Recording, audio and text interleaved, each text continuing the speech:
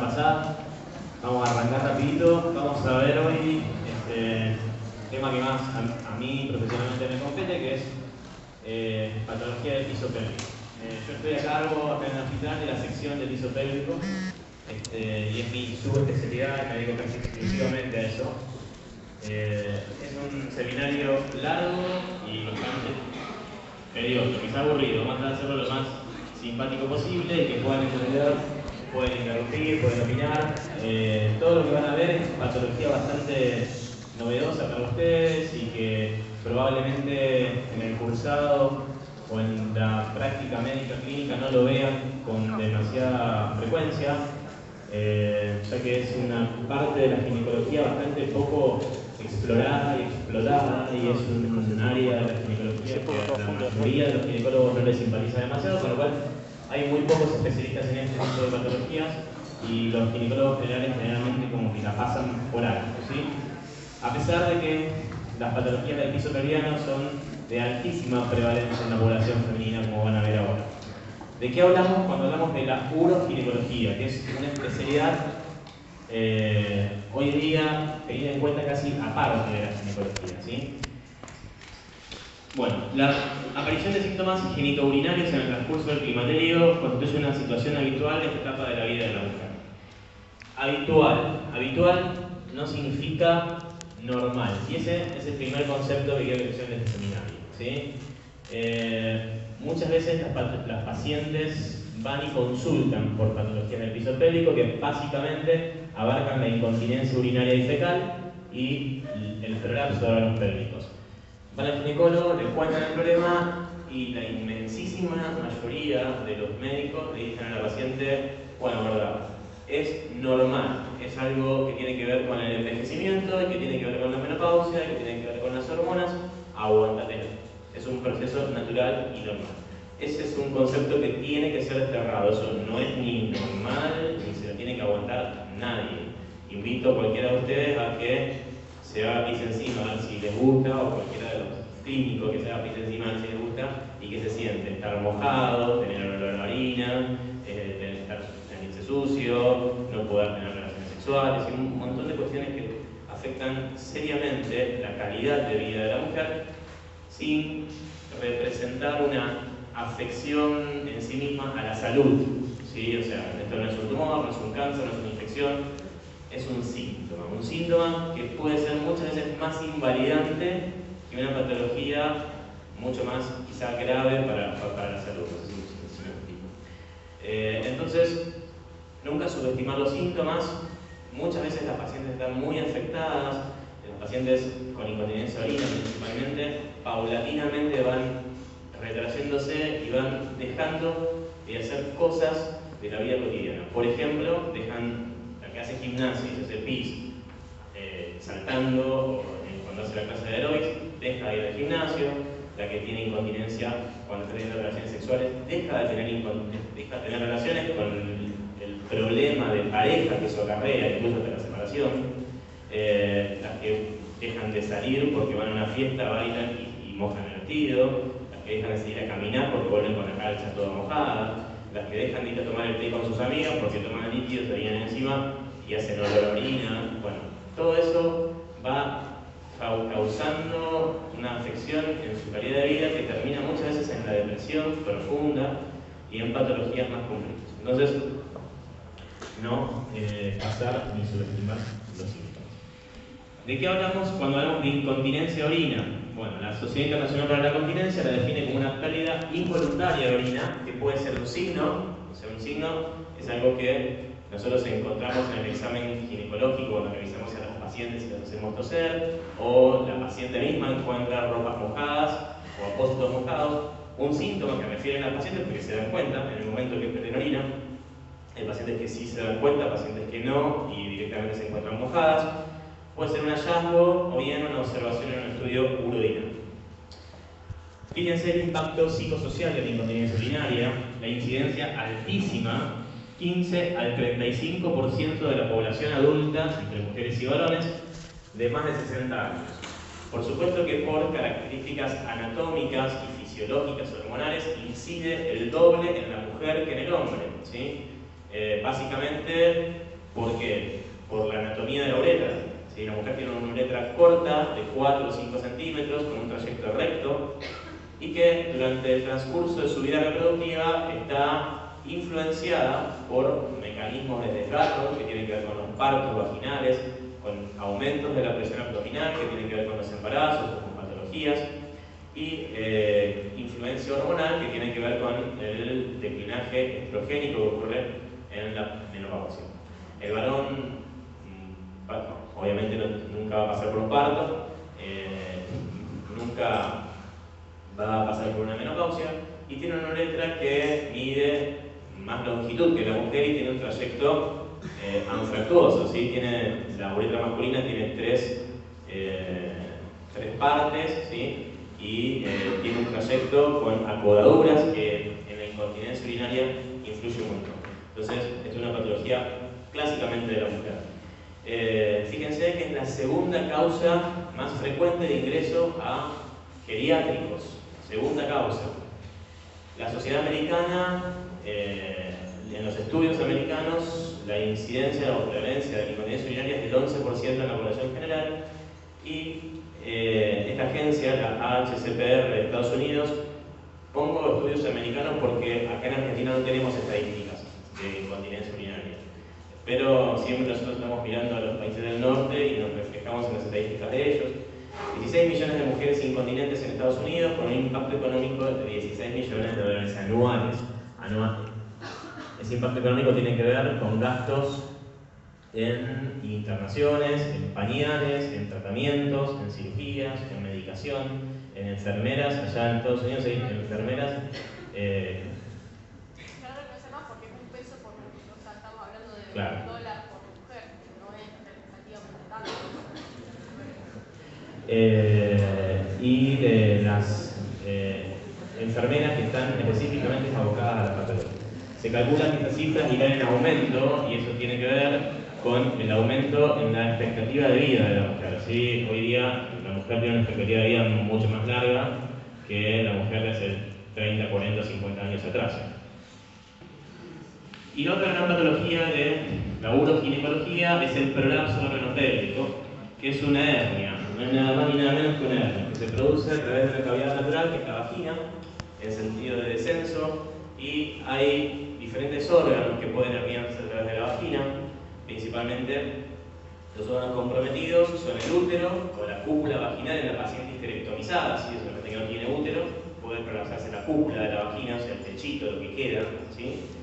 La vejiga puede prolapsarse, el recto o el fondo del saco de Douglas con el contenido endémico, que es el intestino delgado que está por detrás, ¿sí? Básicamente son los órganos que son linderos a las paredes vaginales, ¿sí? En el techo del útero o la cúpula, adelante, en la pared vaginal anterior está la vejiga, y en la pared vaginal posterior está el recto y el recto vaginal. Incidencia del prolapso, fíjense, 48% de las mujeres tienen un prolapso estadio 1 o 2, un prolapso leve o moderado. Vamos a ver cuál es la clasificación del prolapso. Y los prolapsos avanzados son mucho menos frecuentes, aproximadamente el 2% de la población femenina puede llegar a tener en su vida un prolapso estadio 3 y 4. ¿Sí? Es una estadística también de Estados Unidos. El estudio WIP, que se hizo en el 2004, es el estudio más grande que se ha hecho a lo largo de la historia en cuanto a menopausia. Es un estudio que cambió el paradigma de la menopausia y de las terapias de reemplazo hormonal en la posmenopausia. Ustedes están justo viendo en las tutorías el capítulo de menopausia, deben haber nombrado este estudio. A partir de este estudio fue que se cambió el paradigma de la menopausia y pasamos de tratar a todas las pacientes menopáusicas con terapia de reemplazo hormonal, sintomáticas o asintomáticas, a no tratar a ninguna, a no ser que tenga un severo síndrome climatérico. Este estudio fue el que cambió toda esa tendencia debido a la aparición de graves efectos adversos con las terapias de reemplazo hormonal. Ese estudio fue multicéntrico, fue en diferentes partes del mundo y se enrolaron muchísimas mujeres. Dentro de esas mujeres se separaron 412 mujeres con prolapso genital y se hicieron estudios de prevalencia y de incidencia. Aproximadamente casi 10 mujeres cada 100 tenían prolapso vaginal anterior, 6 cada 100 prolapso vaginal posterior y 1,5 cada 100 prolapso apical o del techito del útero, ¿sí?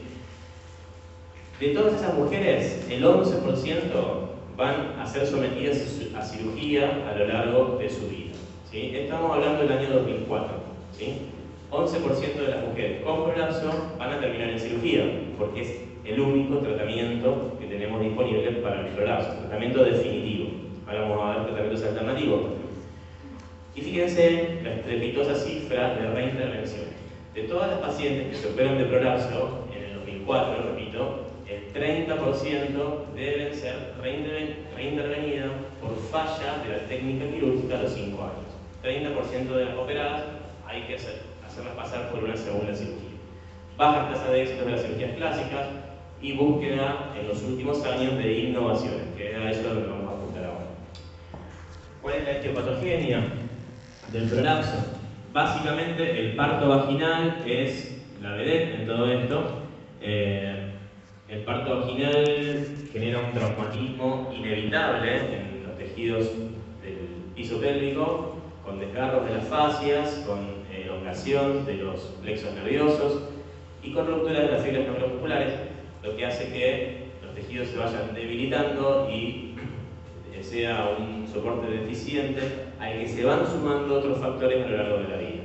Sepan que a mayor, por supuesto, mayor número de partos vaginales, mayor es la chance de tener un prolapso, y que hay dos factores importantes a tener en cuenta en el interrogatorio, sobre todo de los pacientes con prolapso, como factores predisponentes, que son los partos de fetos mayores de 4 kilos, o sea, fetos macrosómicos, y los partos instrumentados, ¿sí? En los prolapsos estadio 3 y 4, clásicamente el forceps está asociado, pero muy frecuentemente. Más allá de que el parto sea vaginal, o sea, un parto por cesárea, el embarazo por sí mismo constituye un factor de riesgo para tener prolapso, así el niño haya nacido por cesárea, debido al aumento de la presión abdominal que implica el embarazo en sí mismo y la pulsión hacia abajo de los órganos del piso pelviano. Entonces, otras causas que aumenten la presión intraabdominal, como por ejemplo la obesidad, las pacientes tosedoras crónicas, ¿sí? O sea, los EPOC, la bronquitis crónica, las pacientes con ascitis, con grandes tumores, las pacientes que están sometidas a grandes esfuerzos a lo largo de su vida, en sus trabajos. Es muy clásico recibir en el consultorio a las porteras, a las cocineras, a las pacientes que están expuestas a trabajos que implican levantar peso. Y después causas patológicas asociadas que impliquen pérdida del tono muscular, como las enfermedades del tejido colágeno, las enfermedades debilitantes, neuromusculares, y causas también fisiológicas. La menopausia es un factor generalmente desencadenante de otros factores de riesgo que se vienen acumulando durante la vida. La paciente entró en menopausia, declinaron los estrógenos y se le cae todo. Es como un gatillador, ¿sí? Y el envejecimiento propio de los tejidos. Con respecto a los síntomas y signos del prolapso, bueno, son muy variados, muy heterogéneos, ¿sí? El principal síntoma del prolapso es la sensación de cuerpo extraño vaginal. La paciente siente que tiene una pelota metida ahí en la vagina y que le hace peso, o que le aprieta, o que le ocupa espacio. La exteriorización de un bulto, que la paciente generalmente se reconoce al higienizarse o se lo toca, es como si tuviera una naranja ahí que le cuelga de la vagina. La sensación más inespecífica, como es por ejemplo la presión en la región vulvar, dolores inespecíficos a nivel del sacro o del hipogastrio, que son causados por tracción de los ligamentos, o sea, el prolapso hace peso en la vagina y estira los ligamentos, los elonga, y eso da una sensación vaga de dolor sacrolumbar, de dolor hipogástrico. La incontinencia urinaria frecuentemente asociada, y acá hago un parate porque hay una, no sé por qué, pero hay una confusión importante entre prolapso e incontinencia, que los mismos médicos no entendemos, ¿sí? Muchas veces viene la paciente al consultorio derivada, vengo porque tengo prolapso, y la empezás a interrogar y decís, bueno, ¿vos qué sentís? Y yo estoy tosiendo y se me escapa el pis, y parece que pero entonces no tenés prolapso, tenés incontinencia orina, pero a mí el doctor me dijo que eso es prolapso. Bueno, Prolapso es un bulto, incontinencia es incontinencia. O sea, que son primos hermanos que tienen las mismas causas, perfecto, pero una cosa es una cosa y otra es otra cosa. No necesariamente van a venir asociados. Hay incontinencia sin prolapso y hay prolapso sin incontinencia, pero frecuentemente sí lo están. En los estadios 3 y 4, la incontinencia de orina de esfuerzo se encuentra en un 85% de los casos como asociación. Puede pasar lo contrario, puede pasar que la paciente no pierda orina, sino que me refiero a que no puede orinar. ¿Sí? O sea, que tiene dificultad para iniciar la micción porque tiene un bulto que le está obstruyendo y su chorro progresivamente fue cambiando. ¿Sí? Es un chorro en regadera, o un prostático, ¿sí? Un chorro en regadera, un chorro entrecortado, una micción en 2 tiempos, o la sensación de vaciado incompleto, ¿sí? Pacientes que no terminan de orinar y que retienen un residuo anormalmente patológico dentro de la vejiga después de orinar. Las infecciones urinarias a repetición, la pielonefritis, eso asociado frecuentemente al residuo postmiccionario elevado, o sea, la paciente no puede terminar de vaciar bien su vejiga y deja un 30, 40, 50% de la orina dentro de la vejiga. Eso genera un ambiente propicio para las bacterias, un caldo de cultivo, y empiezan las infecciones urinarias a repetición. Sensaciones de pujo o de tenesmo rectal, eso se dan los prolapsos posteriores, ya no de vejiga sino de recto, por el mismo mecanismo. La materia fecal se mete en esa bolsa que protruye hacia la vagina y la paciente se esfuerza para defecar, no puede eliminar la materia fecal porque está metida en esa bolsa que protruye en la vagina y queda con la sensación de pujo y de tenesmo, una sensación de ocupación o de vaciado incompleto del recto.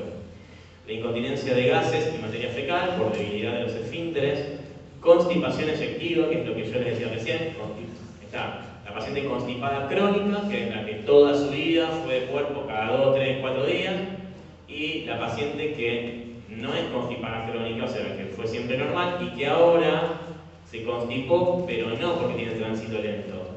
Se constipó porque tiene toda la materia fecal acumulada en el bulto y no la puede eliminar, ¿sí?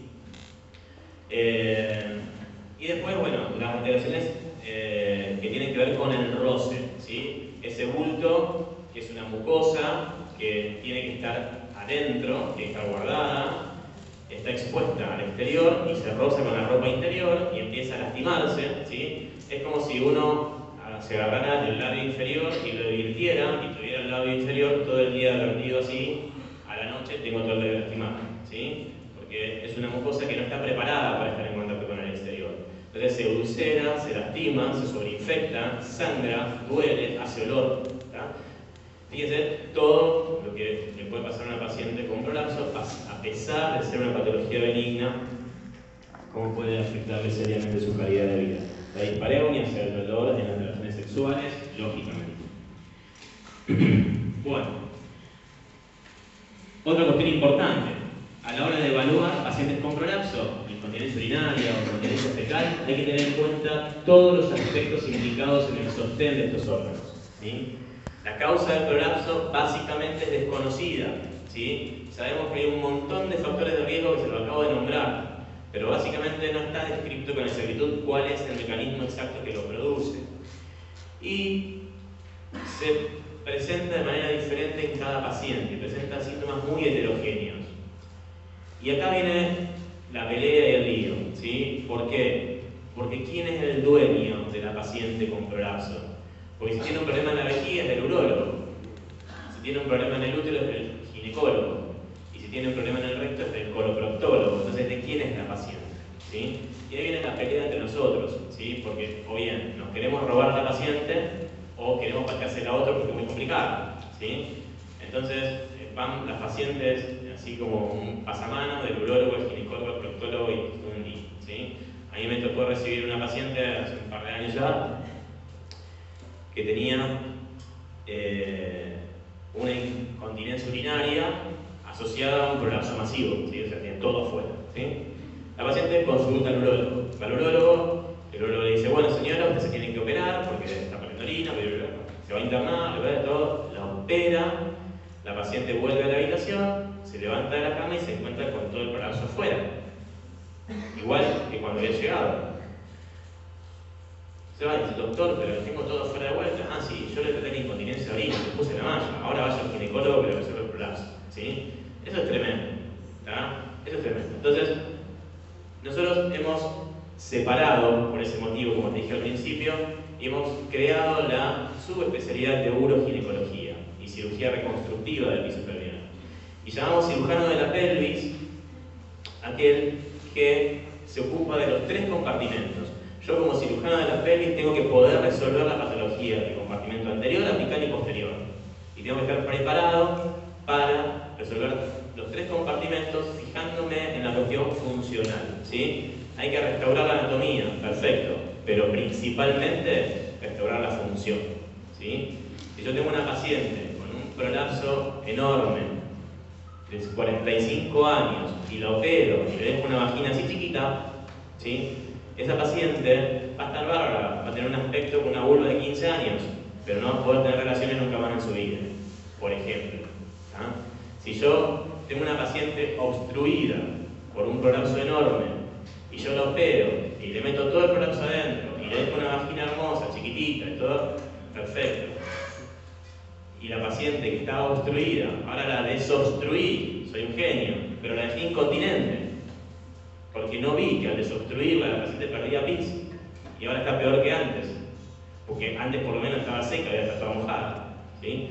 Entonces, importante, priorizar la función, investigar bien los síntomas, tratar de descubrir qué puede pasar después de operar a la paciente. ¿Sí? ¿Cómo vamos a clasificar los prolapsos? Tenemos 2 clasificaciones y esta es la clasificación vieja, que ya no se usa más. ¿Tá? Pero es la clasificación que ustedes van a escuchar. No se usa más por varios motivos, pero es la que hemos aprendido todos clásicamente, es la que hoy día el ginecólogo general usa por ser fácil, ¿sí? Pero en realidad es inexacta. ¿Tá? Es la clasificación de Baden-Eaton, que es sencilla, amigable, fácil de enseñar, fácil de aprender y ha sido aceptada en forma generalizada por todos los especialistas y estadifica el prolapso en grados de descenso, primer grado, segundo grado, tercer grado, cuarto grado. Y lo identifica con una sigla CELE, ¿sí? CELE al órgano que está prolapsado. Por ejemplo, si tengo un prolapso de vejiga, lo voy a llamar cisto de vejiga, ¿sí? Cisto CELE.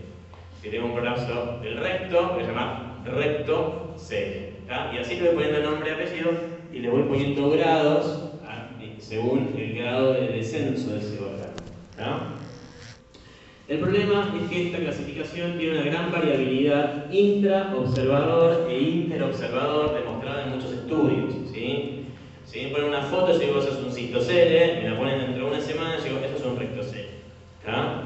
Y si yo veo una foto y digo esto es un cistocele, mi colega le mira la misma foto y dice para mí eso es un rectocele. Eso es lo que es la variabilidad intra e interobservador. Entonces, bueno, esa clasificación les pone, como dije recién, cistocele, uretrocele, colpocele, antercuerpo, vagina, ¿sí? Histerocele es el prolapso del útero, traqueocele es el prolapso del cuello uterino, cuando el cuello está elongado y tengo el útero arriba y el cuello largo que se toma por la vagina, ¿tá? Rectocele es el prolapso del recto, enterocele es el prolapso del intestino delgado, prolapso de cúpula vaginal es cuando no tengo el útero, ¿sí? Se llama también duglocele eso, y los desgarros perineales que son otras cosas que podemos ver. Entonces, y ahí en grado de descenso, ¿sí? Les pongo primer grado cuando desciende hasta tercio medio de vagina, baja hasta la mitad de la vagina. Segundo grado hasta el introito, hasta la puertita de la vagina, pero no la sobrepasa. Tercer grado cuando desciende más allá de la puertita de la vagina. Y cuarto grado cuando tengo una eversión vaginal completa, o sea, toda la vagina en el huevo. Fíjense, eso es un prolapso. ¿Todos vieron prolapso alguna vez en el consultorio? No, bueno, eso es un prolapso, ¿está? ¿Alguien puede decirme qué es lo que está viendo ahí? Muy bien, ¿todo en el cuello uterino? Perfecto. ¿Cómo le llamarían a eso? Un traqueocele. Bien. ¿Y cómo saben que el útero no está ahí abajo también en de ese cuello? Pues si me dicen que es un traqueocele, yo interpreto que tiene un cuello largo y elongado y que el útero está allá adentro. ¿Ustedes están viendo el útero ahí? No, están viendo el cuello. Entonces yo no sé, básicamente, si eso es un traqueocele o eso es un histerocele. ¿Estamos de acuerdo? Ahí tenemos eso es lo que yo llamo, que los estudios llaman variabilidad interobservador. Porque para mí esos son histeroceles y para ustedes es un traqueocele. ¿Quién tiene la razón? Básicamente no lo sabemos porque no podemos inventar los datos. ¿Tá? Esa es la misma paciente haciendo fuerza, ¿sí? Y ahí sabemos que además del cuello viene algo más por adelante. ¿Ven que tiene unos pieguecitos ahí adelante? ¿Qué vendría a ser eso? Es la pared anterior de la vagina, ¿sí? Que se viene atrás del cuello. Y atrás de la pared anterior de la vagina, ¿qué órgano está? La vejiga. Entonces, ¿eso sería un traqueocele o histerocele asociado a un cistocele? Puede ser, sí, claro que puede ser. ¿Y eso qué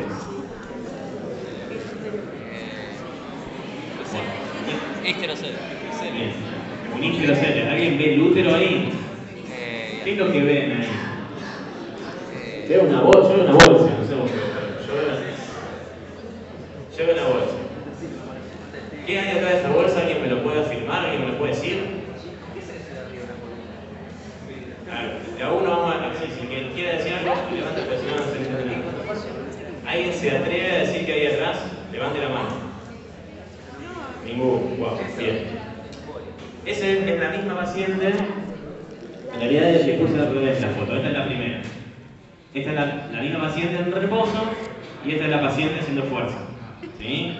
En reposo tiene algún bulto vacío, haciendo fuerza, se le llena ese bulto. ¿Está?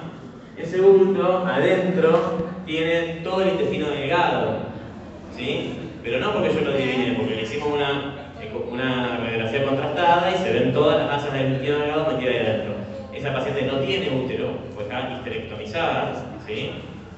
Eso es un prolapso de la cúpula vaginal, ¿sí? O sea, del techo de la vagina y de todas las paredes de una procedencia completa, y en el contenido de ese huevo está el intestino delgado.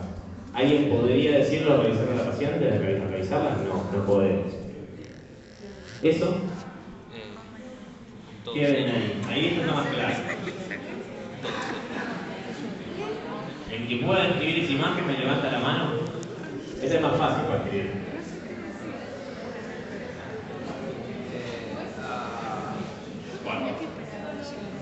Son todas pacientes del consultorio de acá del hospital, no son cosas del libro de Guinness, ¿sí? No me acuerdo, pero esto lo podéis encontrar en pacientes de 40, 60, 70, 80. Bueno, yo le voy a ir contando qué tiene esta paciente acá. Hagan silencio, por favor, chicos, si no me gusta tanto hablar. Esto que ven acá, este palito para arriba, es las ondas. Esta paciente estaba en anuria, un globo vesical agudo por obstrucción, pues se le salió por afuera. Todo esto que ven acá es la pared vaginal anterior. Detrás de la pared vaginal anterior, en teoría, está la vejiga. Esto que ven acá es el cuellito del útero, ¿sí? Este es todo el cuerpo del útero. Y esta bolsita que se asoma por atrás es la pared posterior de la vagina con el recto. ¿Tá? Esa es una prosidencia genital total. Tienen todos los compartimentos afuera. Y además tienen las famosas lesiones por decúbito. ¿Sí?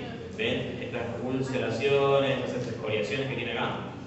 ¿Sí? Bueno, eso es todo por el roce, el contacto con el prolapso y la cosa abajo. Ese es otro prolapso de cúpula, ¿sí? Con la paciente que tenía una histerectomía previa. La histerectomía también como factor de riesgo para el prolapso, hay uno desinsertar los ligamentos. ¿Vieron? Cuando los chicos hagan silencio, el que no quiera estar se puede ir tranquilamente. Cuando uno hace la histerectomía, liga los ligamentos uterosacros y liga los ligamentos cardinales y liga los ligamentos anchos y el anillo pericervical pierde todo ese sistema de sostén y lo que se viene abajo es lo que queda en la cúpula, ¿sí? Esta es la paciente, bueno, puse otra vez la foto, otra vez, en reposo, haciendo fuerza, ¿tá? Fíjense, aquí tienen la sutura de la cúpula.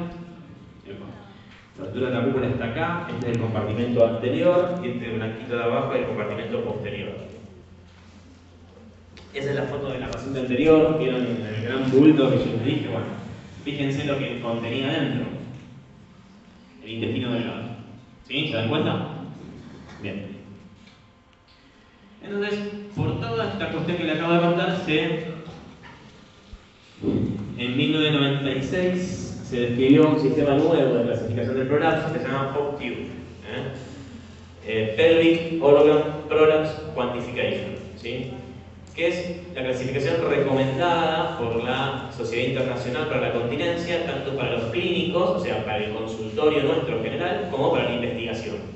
Y hoy día, congreso que vaya, charla que vaya, se habla en términos de POCQ, no existe más el cero. ¿Está? ¿Por qué? Porque tiene una descripción exacta de la anatomía del sostén de los órganos pélvicos en la mujer. Y los estudios han revelado una fiabilidad inter e intraobservador excelente. ¿Está? ¿En qué consiste? Es difícil de aprender. Les muestro pantallazo general, no es necesario que se la sepan, aclaro porque nadie se lo va a tomar porque básicamente nadie lo sabe, a no ser que sea especialista en esto. ¿Está? ¿Qué hace esta clasificación? Vamos a mirar la imagen de acá para allá, ¿sí? De acá para acá no miramos nada.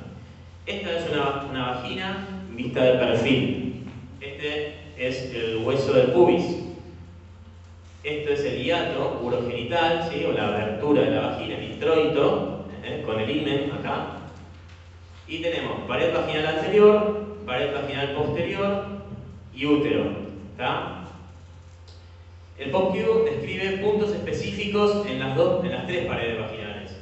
2 puntos en la pared anterior, 2 puntos en la pared posterior y 2 puntos en el compartimento apical. Entonces yo, en primer lugar, ya no voy a llamar más serie, porque yo básicamente no sé lo que hay detrás de la pared vaginal. Entonces hoy día se habla de prolapso de pared vaginal anterior, prolapso de pared vaginal posterior y prolapso apical. Basta de hablar de órganos detrás. Yo voy a escribir lo que veo nada más. Y voy a ponerle numeritos a los puntos específicos de las paredes. ¿Está? En la pared anterior tengo punto A, punto B, en la pared posterior tengo punto A, punto B, y en la cúpula, en el compartimento apical, tengo el punto C, que es el cuello, y el punto D, que es el fondo de saco de Douglas, o inserción de los ligamentos uterosacros. Entonces, según lo que cada pared esté descendida, yo le voy a poner en centímetros cuánto descendió. ¿Se entiende? Entonces, yo ahí no me puedo equivocar, porque yo puedo ver la pared anterior está descendida 3 centímetros. Nada más, no estoy diciendo que tiene un cistocele de tercer grado. ¿Sí? Y todos vamos a ver que la pared anterior está descendida 3 centímetros. ¿Qué órgano está involucrado? No lo estoy diciendo. ¿Sí? Y voy a ponerle numeritos negativos, todo lo que está para dentro de la vagina, y numeritos positivos, todo lo que está para afuera de la vagina. ¿Está? Entonces le voy a dar un solo ejemplo y sigo, porque esto es para que sepan que existe nada más. ¿Sí? Por ejemplo, el cuello del útero, que está acá, normalmente está ¿a dónde? A ver, imagínense. ¿Cuánto mide una vagina normalmente? 10 centímetros mide una vagina normalmente. Por supuesto, con la variabilidad existe fenotípicamente en cada mujer, pero aproximadamente 10 centímetros. Si la vagina normal mide 10, el cuello del útero, que mide 2-3 centímetros, ¿dónde va a estar? ¿Cuántos centímetros para adentro? 8, 7, 8. ¿Estamos? Y como yo le voy a poner al introito el punto 0 y todo lo que está para adentro negativo y todo lo que está para afuera positivo, voy a decir que el punto C normalmente está a menos 7. ¿Sí? Punto C normal, menos 7. En un prolapso genital completo, ¿sí? O sea que se me vino el cuello de acá, todo para afuera, hasta acá, ¿sí? El cuello lo voy a encontrar a más 7. ¿Se entiende? Y así le pongo numeritos a cada punto de la pared vaginal. Eso parece dificilísimo, engorroso y en ser un consultorio imposible, pero créanme, bueno, los chicos que cursan conmigo vieron que lo hacemos en 2 minutos, ¿sí? Una vez que uno tiene cancha, se adapta y lo hace, uno ve A, B, M, C, 3, M, bueno, eso es muy fácil de hacer una vez que uno se adapta al sistema y lo estadifica y lo clasifica enseguida. Esta es otra forma de dibujar el POCQ, lo pasamos de largo, y clasificamos el prolapso en 4 estadios, ¿sí? Ya no en grados, sino en estadios. El estadio 0 es la ausencia de prolapso y el estadio 4 es la evaluación total, pasando por diferentes grados de descenso, ¿sí? Que tampoco me resulta importante que lo sepan. ¿Estamos?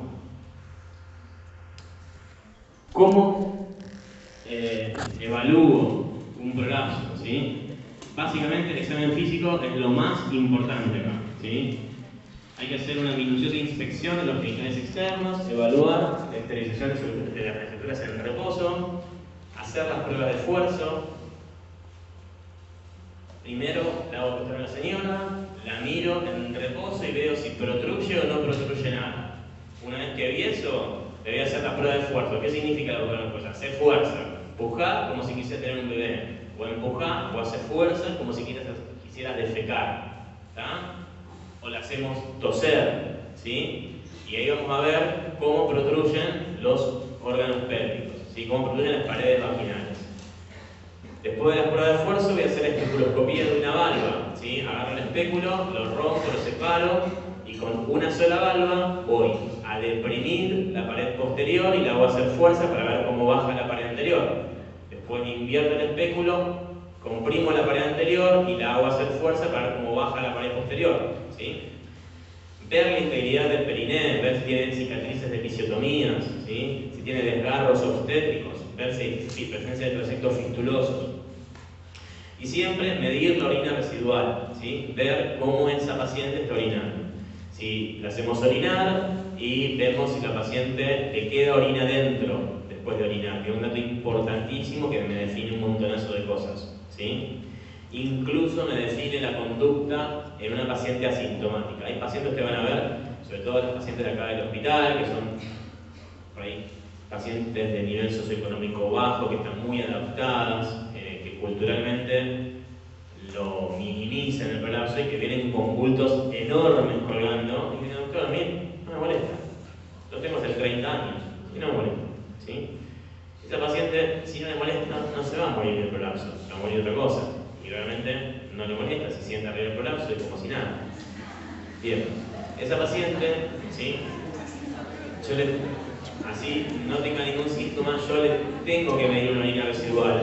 Porque si esta paciente me está haciendo una obstrucción urinaria y está reteniendo orina, puede llegar a terminar sin molestia, pero en diálisis, por una insuficiencia renal, por una hidronefrosis. Entonces, la orina residual es muy importante medir. Dentro de los estudios complementarios, de rutina, urocultivo, porque son frecuentísimas las infecciones urinarias asociadas y las cistitis recurrentes, las bacteriurias asintomáticas. Analizar la función renal, como les dije recién, porque la insuficiencia renal en estadios extremos a veces se asocia. Ecografía renal vesical y ginecológica, ¿sí? Para descartar patología de todo el árbol urinario y del útero y de los ovarios.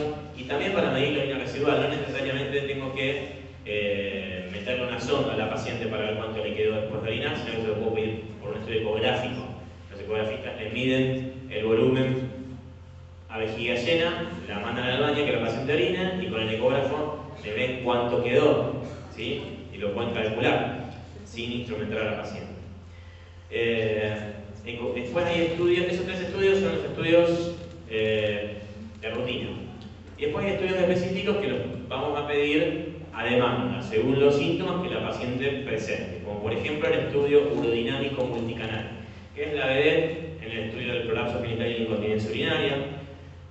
Es lo que a mí me da yo soy urodinamista y me dedico a hacer estudio urodinámico multicanal. Es un estudio computado en el cual nosotros, además de estudiar el prolapso, estudiamos las presiones endoanales, endovesicales, intraabdominales y vemos el interjuego de presiones que se produce en los diferentes trastornos que tienen que ver con el prolapso. Y eso a nosotros nos define conductas quirúrgicas, ¿sí? Sobre qué técnica utilizar quirúrgica, sobre qué medicamentos dar, ¿sí? Sobre qué tratamientos hacer. Cistolectrografía, rectosimoideoscopía, manometría rectoanal, resonancia magnética dinámica, son todos estudios específicos, más complejos, que los vamos a utilizar en un nivel de evaluación más profunda, que tienen que ver más con la subespecialidad y no nos vamos a meter demasiado.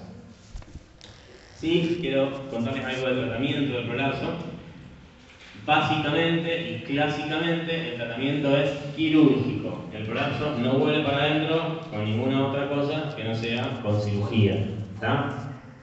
¿Qué podemos hacer como medidas de tratamiento médico? Medidas higiénico-dietéticas. ¿Sí? Le vamos a dar tips a la paciente para que tenga un mejor estatus de vida. Recuerden primero que no todas las pacientes se pueden operar. ¿Tá? Estamos hablando de patología que prevalece en la tercera edad y que las pacientes en la tercera edad tienen patologías mucho más serias que el prolapso. Hablo de tumores, hablo de ACV, hablo de hipertensión severa, hablo de diabetes, hablo de insuficiencia renal. Hablo de un montón de patologías que muchas veces contraindican la cirugía. Muchas pacientes están anticoaguladas y no se pueden operar.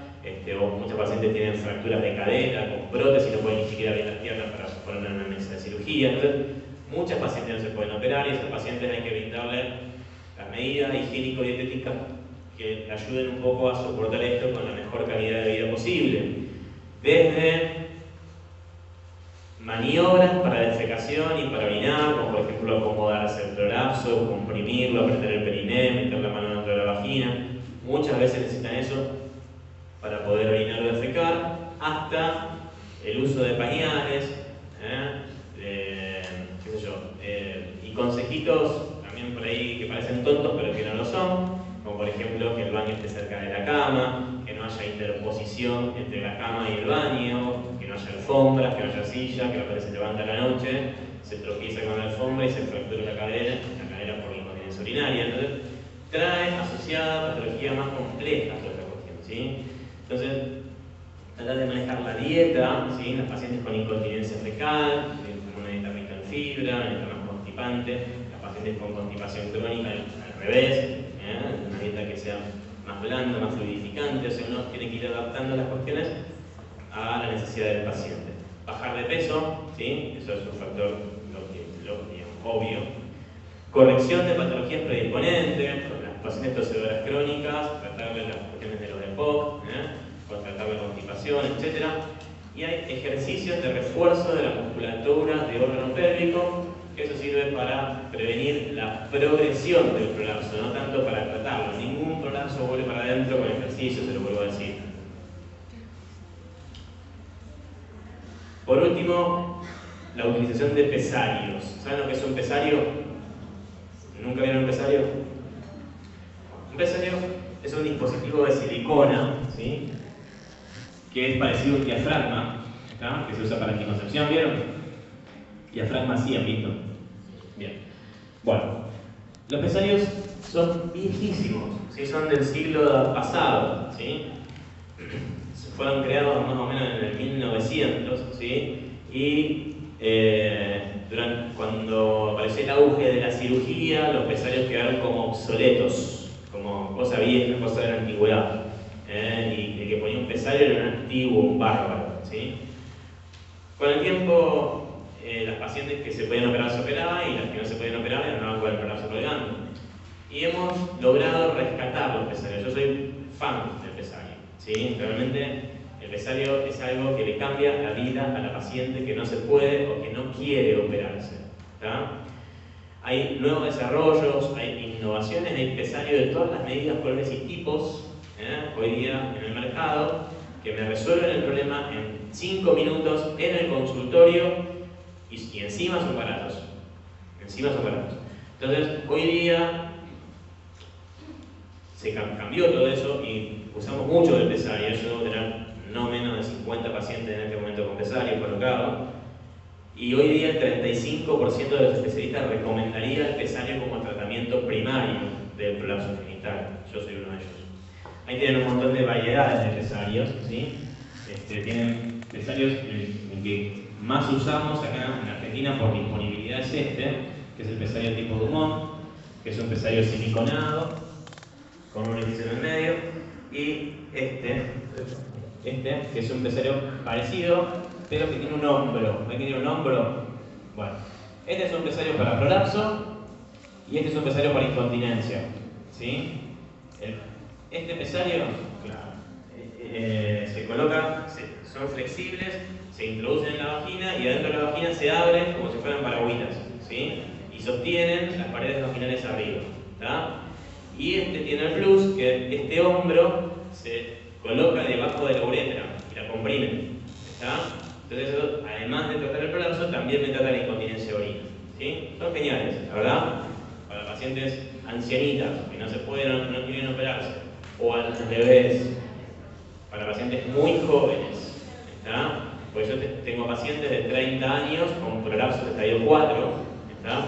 Tras un parto vaginal, que tuvieron su primer parto y andan con el prolapso así, y que claro, así, bueno, hay que operarlo, pero la paciente quiere tener más hijos, y la planificación de futura maternidad es una contraindicación absoluta para operar un prolapso, ¿está? Porque si yo opero un prolapso y la paciente se embaraza, se me viene todo abajo vuelta. ¿Vamos? Entonces, para operar a una paciente siempre hay que esperar que culmine su maternidad. Entonces, en esas pacientes, la utilización de pesario es excelente.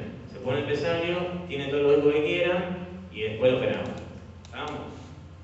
Bueno, exacto. Diferente. Múltiples técnicas quirúrgicas. Múltiples vías de abordaje a lo largo de la historia. ¿Sí? La cirugía clásica del prolapso, fíjense, 30% de recidiva a los 5 años, lo que dije al principio. Eso ha generado que en los últimos 10 años haya un cambio de tendencia en la cirugía del prolapso con la introducción de materiales heterólogos. Hoy día actuamos sobre, digamos, con tejidos extracorpóreos, colocamos materiales protésicos, colocamos mallas de refuerzo, considerando que el problema del prolapso está en la deficiencia del tejido de sostén, ¿sí? O sea, clásicamente, ¿cuál fue la cirugía del prolapso? La histerectomía vaginal, ¿sí?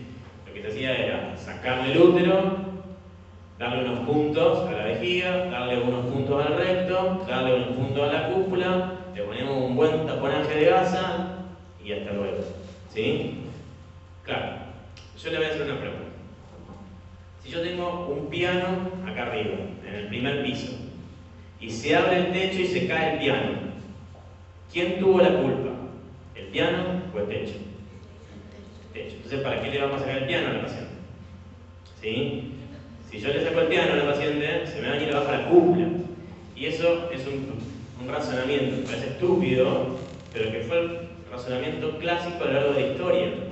Entonces, la tendencia nueva es cambiar el razonamiento. Y que el útero esté o no esté es anecdótico, porque el útero es un elemento pasivo en todo esto. Acá, sobre lo que hay que actuar es sobre el aparato ligamentario, sobre las estructuras de sostén.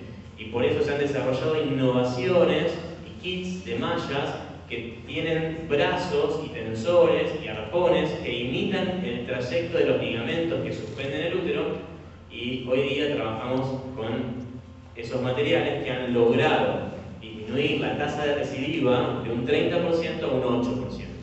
¿Sí? O sea que realmente cambió la historia del prolapso, la introducción de estos materiales. ¿Se entiende esto?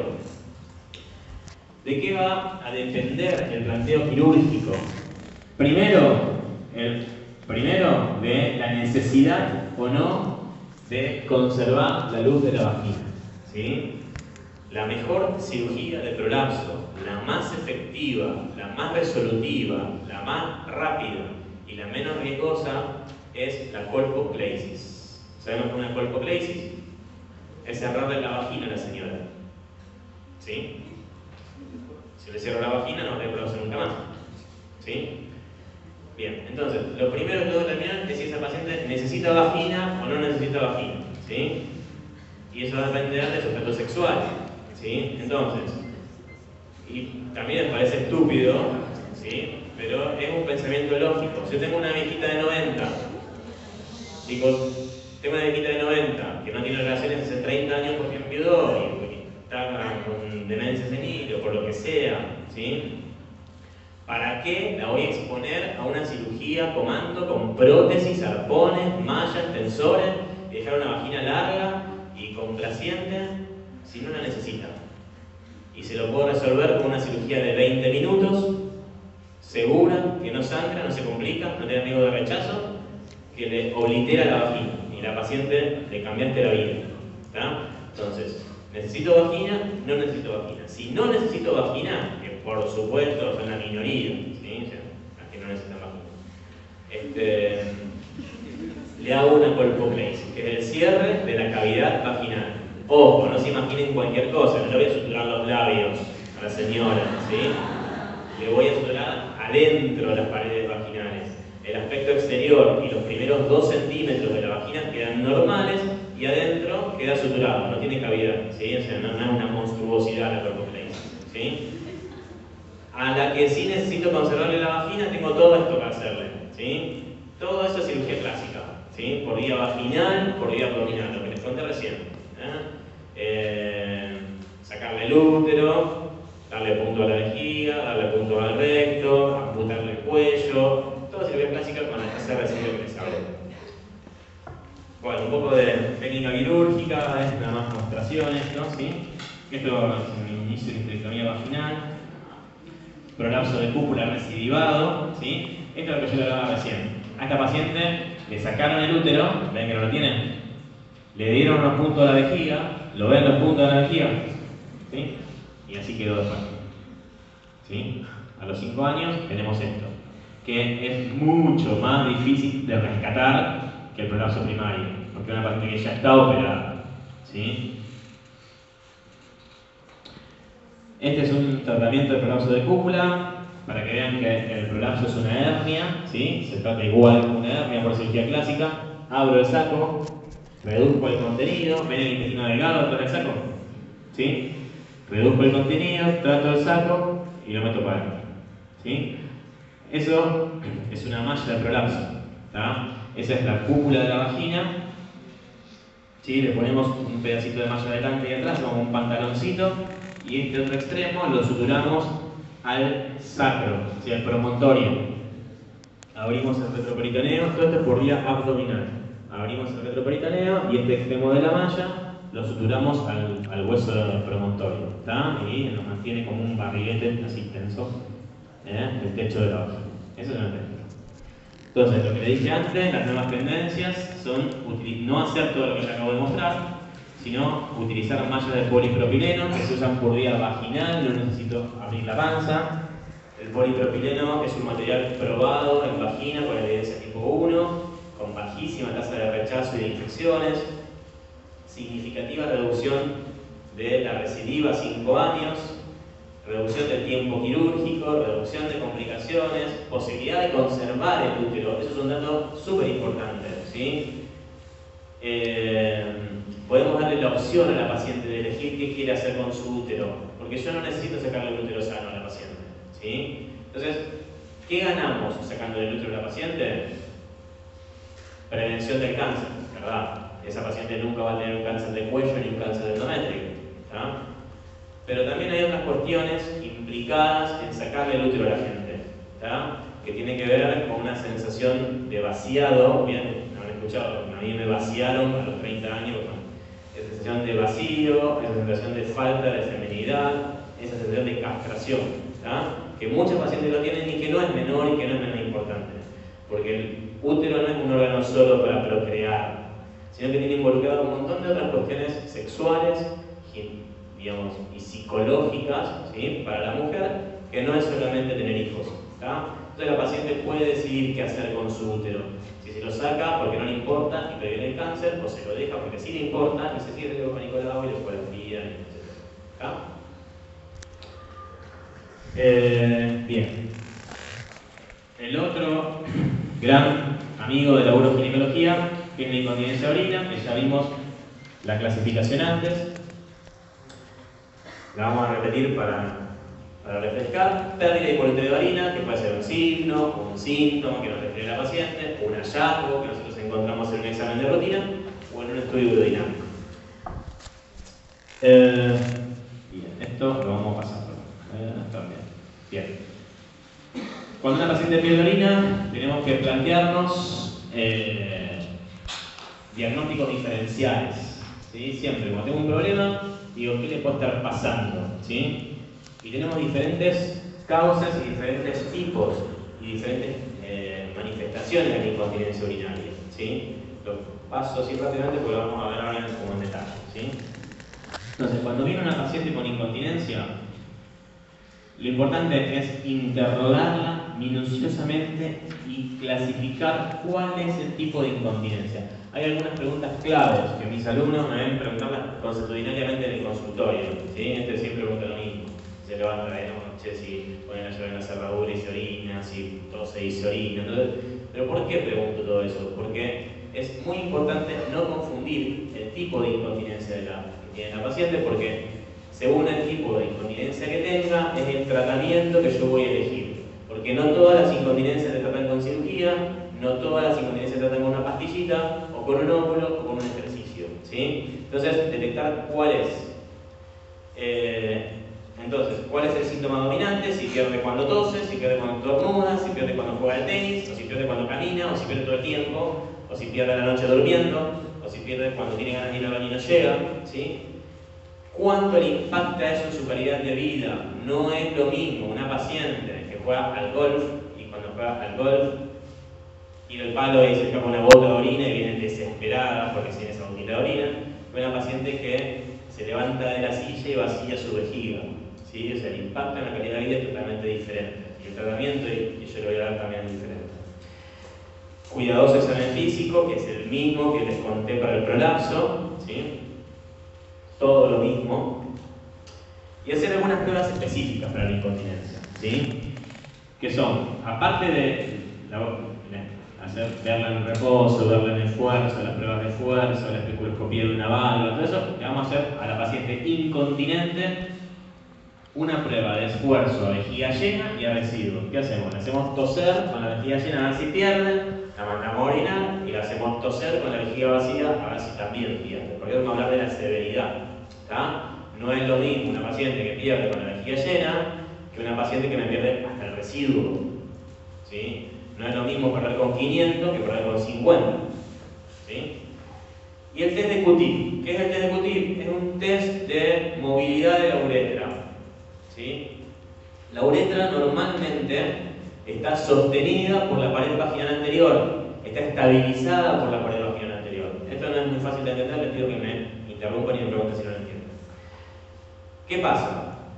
Cuando la paciente tose o hace una maniobra de valsalva súbita, la uretra tiene una movilidad normal. ¿Sí? Por ejemplo, cuando hace una tos, tiene una movilidad normal y forma un ángulo con la horizontal que tiene que medir menos de 30 grados. ¿Sí? El ángulo que forma en ese sacudón tiene que ser menor de 30 grados.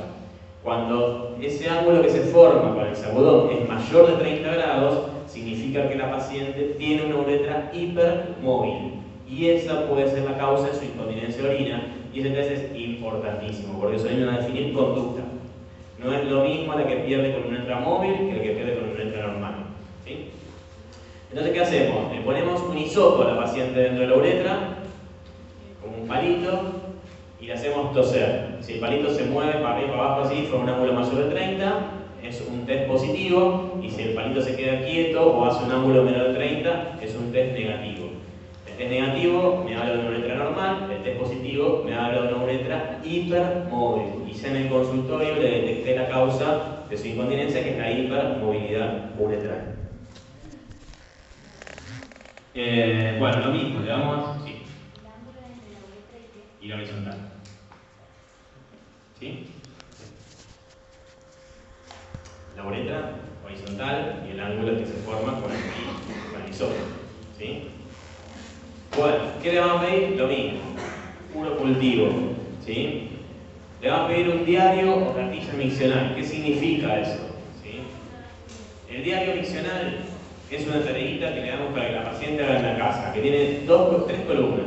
¿Sí? En una hoja la paciente pone, durante 2 días, las 24 horas, pone la hora, el volumen orinado y si tuvo o no algún accidente o un escape. Y qué estaba haciendo también, si la paciente es lúcida y se anima a hacer otra columna. ¿Tá? Entonces ella nos va a traer escrito un reflejo de lo que le pasa en la casa. Muchas veces el síntoma es difícil de interrogar y difícil darse cuenta qué es lo que le pasa a la señora. Entonces, por ejemplo, tengo una paciente que viene y me cuenta, doctor, tengo el problema que voy al baño cada rato. ¿Sí? Voy 25 veces en el día a hacer pis. ¿Está? Bárbaro. Bueno, ahora te vas a hacer la camisa miccional, te explicas todo. Viene, no trae el resultado. Y viene, ¿no? Está. A las 8 de la mañana orinó 500 mililitros. A las 8 y cuarto orinó 50. A las 8 y media orinó 50. A las 9 orinó 50. A las 10 orinó 75. Se fue a dormir la siesta, se levantó a las 4 de la tarde y orinó 500. A las 7 de la tarde orinó 25. A 7 y cuarto orinó 10. A las 8 orinó 50. A las 9 orinó 50. Y así sucesivamente. Se fue a dormir a las 12 de la noche y se levantó a las 8 de la mañana y orinó 500. ¿Qué diagnóstico le hacen a esa paciente?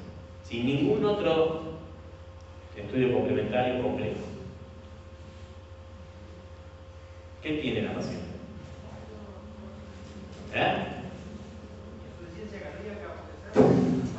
¿Por qué insuficiencia cardíaca? No, al revés. ¿Qué te hace insuficiencia cardíaca? Bueno. Sí. Bueno, yo lo que te acabo de decir es que la paciente se acostó a las 12, se levantó a las 8 y no se levantó en toda la noche. Y a las 8 y no 500. ¿Me entendés? Esa paciente que vos decís se hubiera levantado un montón de veces a la noche por la absorción de los edemas. ¿Sí? Es al revés. No importa, tu razonamiento fue lógico. Pero es exactamente al revés. Esta paciente no tiene nada. ¿Sí? No tiene nada. Tiene una fijación con su vejiga, igual que el colon irritable. ¿Sí? Porque si la paciente se fue a dormir la siesta y no se levantó en toda la siesta, y la paciente se fue a dormir en la noche y no se levantó en toda la noche, y de día se levanta y va cada media hora 50, significa que la vejiga no tiene nada que ver en todo esto. ¿Sí? Porque se durmió la paciente y la vejiga se durmió con ella, y se portó bien toda la noche. Y no existe la vejiga que se porta mal de día y bien de noche. ¿Está? Entonces, fíjense que sin necesidad de ningún otro estudio, estamos haciendo el diagnóstico con una tareita sencilla de consultorio. Lo importante que es la clínica. Ustedes en la facultad han escuchado 58.000 millones de veces la clínica es soberana. Y es verdad, la clínica es soberana. ¿Está? Con esa clínica después se hace el diagnóstico. Estudios más complejos. El estudio urodinámico, las ecografías, la estudiografía, bueno, esas son cosas más complejas. ¿Sí? ¿Y cómo clasificamos una incontinencia orina? Esto, por lejos, es el trastorno uroginecológico más frecuente. Incontinencia orina de esfuerzo. Ahí tienen el ejemplo clásico de incontinencia orina de esfuerzo. ¿Sí? La Sociedad Internacional para la Continencia define la incontinencia urinaria de esfuerzo o genuina como la pérdida involuntaria de orina frente a una maniobra de Valsalva. Sea, por ejemplo, ejercicio, estornudar, toser, reírse, gritar, saltar. El motivo por lo que esto sucede es un defecto en los mecanismos de cierre de la uretra en ausencia de contracción del detrusor. O sea, tengo una vejiga relajada y una uretra que no puede contener. ¿Sí? La incontinencia de esfuerzo tiene dos causas, que un poco ya se las conté. ¿Sí? Una es la hipermovilidad de la uretra, como les conté antes, la uretra que se sacude exageradamente por un defecto a nivel de la pared vaginal anterior. Y el otro es una alteración en el mecanismo esfinteriano, o sea, que la uretra no tiene fuerza de coaptación. ¿Sí? Tengo una uretra que no está hipermóvil, pero que no puede contraerse adecuadamente. ¿Está? La paciente puede tener una cosa, puede tener la otra, o puede tener las dos cosas en el mismo paciente que se está jugada porque son recontra difíciles de resolver. ¿Cómo vamos a tratarla? Tenemos dos formas de tratarla, médico o quirúrgico. Y acá sí tenemos más opciones de tratamiento y el tratamiento médico está muy involucrado. ¿Sí? Entonces, la decisión de operar a una paciente debe ser tenida en cuenta cuando ésta sea inexorable. Eso es recontra importante. ¿Y qué significa que sea inexorable? Que no me quede otra. ¿Está? O sea, el recurso quirúrgico lo dejamos para lo último. Siempre, como en todo tratamiento médico, vamos a ir de lo menos agresivo a lo más agresivo. Entonces vamos a intentar todas las medidas conservadoras para tratar de mejorar su calidad de vida hasta que lleguemos al tratamiento quirúrgico si lo necesitamos. ¿Y cuáles son las medidas conservadoras? Los ejercicios de Kegel, ¿sí? Los ejercicios de Kegel son ejercicios de la musculatura del piso pélvico que tienden a fortalecer a los músculos periuretrales, ¿sí? Tienen una tasa de éxito muy heterogénea que va del 30 al 90%, ¿sí? Pero si realmente hay pacientes que mejoran con los ejercicios solos un 90%, vale la pena, antes de llevar a un quirófano, intentar rehabilitarla con medidas conservadoras. Ejercicio de Kegel. Reentrenamiento vesical, ¿sí? Es instruir a la paciente. Son las medidas higiénico-dietéticas que hablábamos del prolapso, parecidas, ¿sí? Tratar de manejar la ingesta hídrica. Es mentira que haya que tomar 2 litros de agua de vida por día, ¿sí? Porque la cantidad de orina que uno orina es un balance, es proporcional a lo que uno incorpora. Y si yo tomo 5 litros de agua entre los bebidos, las infusiones, las comidas y las incorporaciones imperceptibles, voy a orinar los 5 litros de agua y voy a ir 50 veces al baño y a veces no voy a llegar y voy a tener accidentes y se me va a escapar el piso. Entonces existe una patología que se llama potomanía, ¿sí? Y la potomanía la diagnosticamos sencillamente con el diario miccional. Porque yo le hago la paciente diario miccional, la paciente me lo trae escrito, y yo sumo todas las micciones y me da un volumen de 6 litros que orinó la paciente, yo sé que la paciente tomó mínimo 6 litros. ¿Está? Porque si no estaría o toda edematizada o deshidratada. ¿Estamos? Eso es un balance. Entonces, le enseñamos a la paciente micción reglada, ¿sí? O sea, que vaya a vaciar la vejiga frecuentemente. Parecen cosas tontas, pero pasan todos los días. Es frecuente en las chicas, jóvenes sobre todo, el hábito retencionista, que vienen porque se les escapa la orina y no llegan al baño, pero pasan toda la mañana estudiando y no se levantan para ir a hacer pis. Entonces se levantan cuando están reventando y van goteando camino al baño. Vienen al médico porque se les escapa el pis. No se les escapa el pis, no está yendo al baño. ¿Sí? Bueno, después cuentan las anécdotas porque yo sé que le pasa al 50% de las chicas que están ahí. Evitar el hábito retencionista, entonces, postergación paulatina de la micción en las pacientes que van a hacer pis a cada rato, ¿sí? Uno le va enseñando que, por ejemplo, vienen la gana de hacer pis, la vejiga es un órgano de hábito, ¿sí? Se habitúa, se acostumbra. Vieron que el orinar es un mecanismo aprendido, uno lo aprendemos de chiquito, y es un órgano de hábito. Si yo acostumbro la vejiga a determinado hábito, la vejiga después me lo termina demandando, ¿está? Entonces, si yo acostumbro la vejiga a ir a cada rato porque somatizo en la vejiga un montón de quilombos personales, como lo puedo somatizar en la piel o como lo puedo somatizar en el colon, ¿sí? Después la vejiga me termina exigiendo ese hábito. Entonces es un reaprendizaje, lo llama reeducación vesical. Yo le voy a enseñar a una paciente que cuando viene el reflejo miccional y tiene ganas de ir al baño, bueno, le va a decir a la vejiga, no, ahora no voy a ir. Ahora voy a leer una página de un libro y después voy a ir. Así, esa espera inaguantable le implica un escape, no importa. Es aprender a dominar la vejiga con la cabeza, o sea, que sea al revés, que la vejiga no te maneje la vida, sino la cabeza maneja la vejiga. Los estrógenos locales en la posmenopausia, importantísimo, ¿sí? Ahora vamos a volver sobre eso un poquito más adelante. Hagamos un poquito de silencio atrás, chicos, por favor. Estimulación eléctrica, son técnicas nuevas de electroestimulación, también para desinhibir el reflejo miccional mal aprendido, es muy útil. Se ponen transductores de superficie, como los electrodos que le hacen para, ¿vieron el abdomen? Bueno, ahí en el periné se ponen electrodos y se pasa estimulación eléctrica, ¿sí? Y eso también ayuda a desensibilizar ese reflejo alterado. Los pesarios antiincontinencia, que son los que les mostré antes con el hombrito, ¿sí?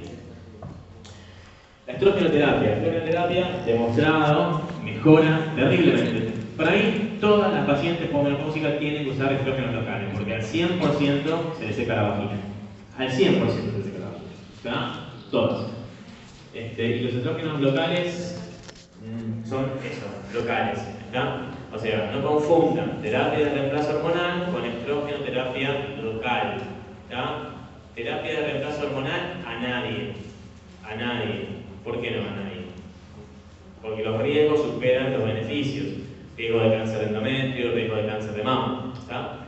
En cambio, los estrógenos locales tienen una muy buena absorción local con excelentes resultados a nivel del trofismo urogenital, a nivel de la continencia urinaria, a nivel de los receptores estrogénicos, a nivel de la lubricación, la elasticidad de la vagina, el disfrute de la relación sexual, el orgasmo. Las pacientes posmenopáusicas clásicamente pierden la libido. ¿Por qué? Porque les duele, porque tienen una lija en la vagina. No, fuera de joda. Son serios problemas de pareja. Lógico, ¿qué va a tener ganas? Si se muere de dolor, el marido se enoja. ¿Sí? Y es tan sencillo darle un estrógeno local que no le va a pasar nada a la mama, no le va a pasar nada al endometrio, no se absorbe y mejora todo lo que le acabo de contar. ¿Sí? La verdad que a todas mis pacientes posmenopáusicas están con sus juguitos de estrógeno chocha. Tenemos acá en Argentina 2 tipos de estrógeno local disponibles, que son el promestrine y el estriol. Vienen en forma de están subrayaditos. Los otros no están disponibles en Argentina. El estrógeno conjugado de quino se sacó del mercado porque se demostró la absorción a nivel del endometrio y que produce hiperplasia endometrial. El promestrina y el estrol son los que usamos, ¿sí? Que están disponibles en el mercado. El promestrina es el más usado, a mí el que más me gusta, porque es un óvulo que tiene base oleosa. En cambio el estriol tiene un excipiente alcohólico y por ahí arde un poquito en la colocación. Pero bueno, cualquiera de los dos andan bien. Bueno, pasamos todo el tratamiento médico y hay pacientes que no nos van a responder al tratamiento médico, ¿sí? Como les decía antes, 30 o 90% de tasa recidiva, la que le responde un 30 no va a estar contenta, y te van a ir a exigir otro tipo de tratamiento. Diferentes técnicas quirúrgicas, ¿sí? También han sido probadas a lo largo de la historia y en búsqueda de menor tasa de complicaciones, mayor efectividad y menos invasividad, se fueron desarrollando técnicas nuevas. La cirugía clásica para la incontinencia urinaria, la colposuspensión de Burch, colposuspensión retropúbica de Burch, que ¿en qué consiste? Ya terminamos, falta poquito. Es una cirugía abdominal, tenemos que abrir el abdomen como si fuera una cesárea, con incisión de Pfannenstiel. Buscamos el espacio de Retzius, ¿se acuerdan del espacio de Retzius? El espacio de Retzius es el espacio prevesical, ¿sí? Es la grasita que está por delante de la vejiga, ¿sí? La pelamos bien y nos encontramos. ¿Se ubican en el gráfico o no? ¿Sí? Bueno, esta es la panza abierta, este es el hueso del pubis, esta es la sínfisis pubiana, ¿sí? Y esta es la vejiga y la uretra, ¿sí? Que pasa por acá abajo y sale por la vagina, ¿sí? Bien. La cirugía de Burch consiste en dar puntos de sutura a nivel del espacio de Retzius, en la unión uretrovesical, y lo anclamos al hueso del pubis. Atrás del hueso del pubis hay un ligamento que se llama ligamento de Cooper, ¿se acuerdan? Está pegadito todo el hueso del pubis. En ese ligamento de Cooper metemos los puntos y fijamos la unión uretrovesical al hueso del pubis. ¿Eso qué hace? Levanta la uretra, la comprime y la aprieta sobre el pubis. ¿Está? Y la paciente pasa de estar incontinente a estar hipercontinente. ¿Sí? Cirugía con alta tasa de efectividad, 88% de tasa de éxito 5 años, altísimo, ¿sí? Cura a muchos pacientes, pero también tiene una alta tasa de complicaciones. Hablo de obstrucción urinaria, o sea, la hipercorrección. Uno no puede medir al dar los puntos cuánto estoy corrigiendo. Y un montón de pacientes quedan obstruidas. Y realmente la obstrucción urinaria también es una cosa muy incómoda. Entonces, empezamos a pensar más lógicamente, como la técnica del piano, ¿sí? Que no teníamos que comprimir la manguera, no teníamos que pisar la manguera. Pues si vos pisás la manguera, estás obstruyendo a la paciente. Lo que necesitamos hacer es darle un piso a la manguera estable y que cuando venga el zapato, que vendría a ser la tos, o sea, la presión abdominal que impacta sobre la uretra se choque contra ese piso, ¿sí? Se choque contra ese piso y cuando se liberó cuando se liberó el impacto, la manguera vuelve a su lugar. ¿Se entiende la diferencia entre esto y esto? Esta es la cirugía de Burch. Piso la manguera, la obstruyo y chao, otra cosa. ¿Está? Esta es la técnica nueva. Le doy un piso estable, viene acá abajo, libre de tensión. La manguera queda acá arriba, o sea que prácticamente no la toco, pero cuando viene la maniobra de Valsalva, me aprieta la manguera contra el piso y después la manguera solita vuelve a su lugar. De esa manera logro que la paciente esté continente y que no esté obstruida, que en el momento que no está haciendo fuerza no pierda orina y no esté obstruida. Estos son los dispositivos nuevos que usamos, se llaman sling. Sling significa hamaca, ¿sí? Y esos sling los colocamos por unos orificios muy chiquitos en los costados del pubis, los hacemos pasar por debajo de la uretra y le da una suerte de hamaca a la uretra, sobre la cual la uretra se choca cuando viene la maniobra de Valsalva y se suelta cuando se afloja, y hace como un mecanismo de válvula. ¿Se entiende? Así queda un sling colocado, ¿sí? Por imagen de resonancia, ¿sí? Esta es el orificio de la uretra y el sling va imitando el trayecto de los ligamentos pubo-uretrales, ¿sí? O sea, lo que estamos tratando de hacer es, vuelvo a decir lo mismo que dije para el prolapso, actúa sobre las estructuras de sostén. Yo acá tengo una deficiencia en los ligamentos pubo-uretrales. Le devuelvo el sostén, pero no comprimo, no aprieto. ¿Estamos? Eso fue incontinencia de orina de esfuerzo. El otro tipo de incontinencia de orina, que es más furioso y es más difícil de manejar, es el síndrome de la vejiga hiperactiva, ¿sí? ¿Qué es la vejiga hiperactiva? Es la pérdida del control voluntario de la micción. Algo de esto ya hemos hablado hace un ratito. Se presenta como una sensación urgente e imperiosa de vaciar la vejiga con imposibilidad de posponer ese acto voluntariamente con o sin incontinencia, ¿sí? O sea, la paciente no aguanta la ganas de hacer pis. Viene la ganas de hacer pis, que salgan todo en medio porque sale corriendo para el baño y va bloqueando por el camino o no, pero no puede esperar, ¿sí? Si vos estás charlando con la paciente, tenés que interrumpir la charla e irte al baño porque si no viene el accidente tan temido que es la incontinencia.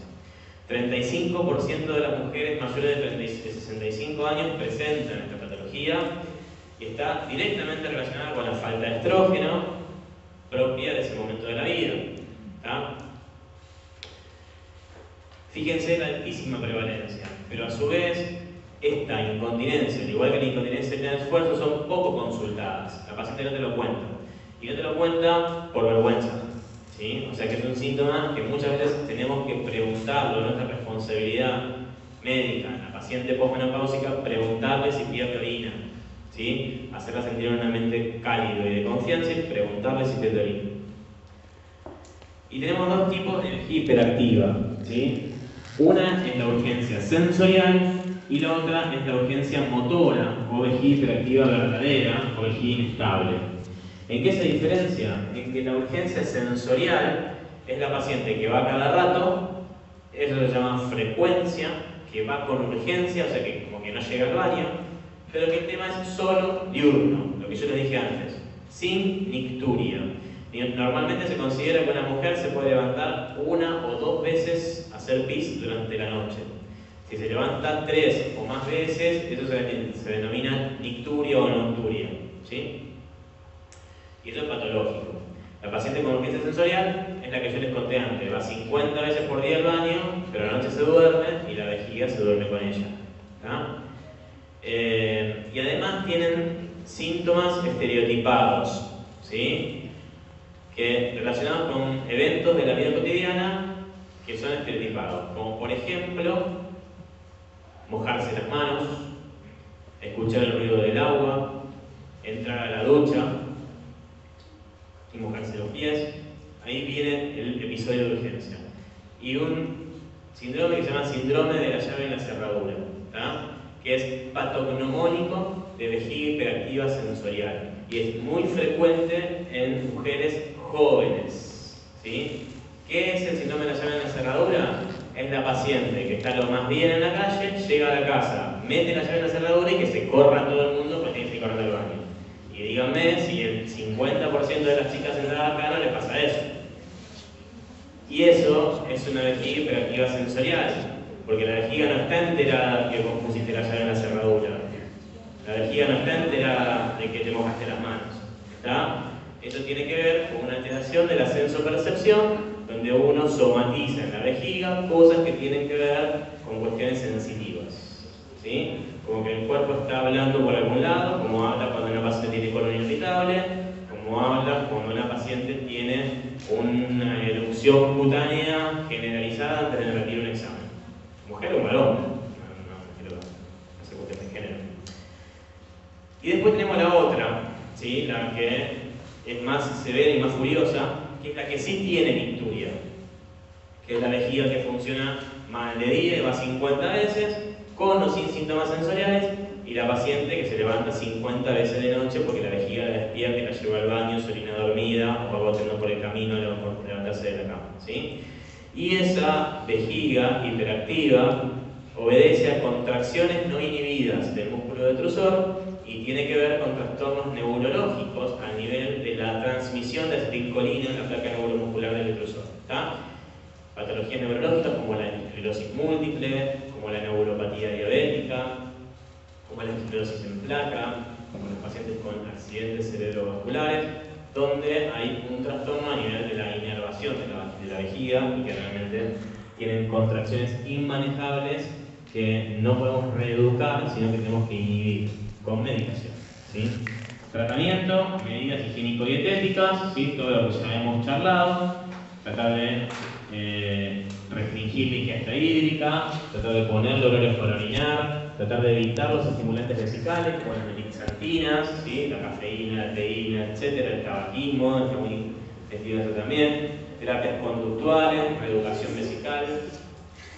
El biofeedback es un sistema de rehabilitación, de fortalecimiento de los músculos del periné, que consiste en introducir a la paciente un dispositivo en la vagina. Ese dispositivo va conectado a una computadora, la hacemos hacer contracciones y cuando la paciente logra una buena contracción, suena un pituto, una alarma o se prende un color en la computadora y la paciente va viendo progresos y va viendo avances en su fuerza de contracción muscular. Estimulación eléctrica, ya lo dijimos, estrógenos locales, ya lo dijimos, fármacos de acción anticolinérgica. Y acá viene lo importante, ¿está? Decidir a quién paciente le voy a dar fármacos y a quién paciente no le voy a dar fármacos. ¿Estamos? Todas las medidas conservadoras, conductuales y de rehabilitación se las vamos a hacer a los dos tipos de vejiga hiperactiva y la de esfuerzo también si quieren, ¿sí? Pero darle un fármaco anticolinérgico, ¿para qué sirve un fármaco anticolinérgico? Ustedes saben que la contracción del músculo detrusor se produce por un sistema colinérgico, ¿sí? Por la transmisión de acetilcolina, ¿tá? Entonces, un anticolinérgico bloquea la transmisión de acetilcolina a nivel de la placa neuromuscular del detrusor y me va a llevar a que la vejiga esté más relajada y que no tenga esas contracciones no inhibidas, ¿sí? Entonces, ahí está la importancia del diagnóstico, de definir quién es sensorial y quién es motora. ¿Está? A la vejiga hiperactiva motora que tiene contracciones, a esa es la única que le da el anticolinérgico. Dentro de los anticolinérgicos tenemos clásicamente 4 fármacos que se los puse en ese orden porque les puse del más antiguo al más nuevo. ¿Está? La oxibutinina es el primer fármaco que se utilizó, es el anticolinérgico más potente, o sea, es con el mayor eficacia conseguimos, ¿sí? Este que me tiene a pacientes más secas de todos los anticolinérgicos. El problema de este anticolinérgico es la selectividad, ¿sí? Ustedes saben que nosotros tenemos receptores para acetilcolina no solamente en la vejiga. Tenemos receptores para acetilcolina en las glándulas salivales, en las glándulas lagrimales, en el intestino, en la barrera hematoencefálica, en un montón de lugares. La oxibutinina, inhibe por igual a todos los receptores colinérgicos. Hay 5 tipos de receptores colinérgicos, ¿está? Que abundan en diferentes medidas en diferentes lugares. La vejiga tiene receptores muscarínicos, se llaman M1, M2 y M3. ¿Sí? M2 y M3. La oxibutinina inhibe a los 5 tipos. Entonces me seca la vejiga y la paciente no se orina más, aguanta lo más bien, pero le seca el vientre, la paciente se queda constipada, sobre que la mujer ya es constipada y la irrita mucho más, se queda constipada, le seca terriblemente la boca, le seca el ojo, pasa la barrera ortoencefálica y le da deterioro cognitivo, ¿sí? Una paciente de la tercera edad que ya tiene como una predisposición por la edad, tener un deterioro cognitivo lo empeora. Entonces tiene una altísima tasa de abandono de la medicación por todos esos efectos especiales. Y se ha ido buscando anticolinérgicos con más selectividad, ¿sí? La tolterodina es un poquito más selectivo, anda un poco mejor que la oxi, pero tiene menos potencia, con lo cual la vejiga hiperactiva no responde tan bien.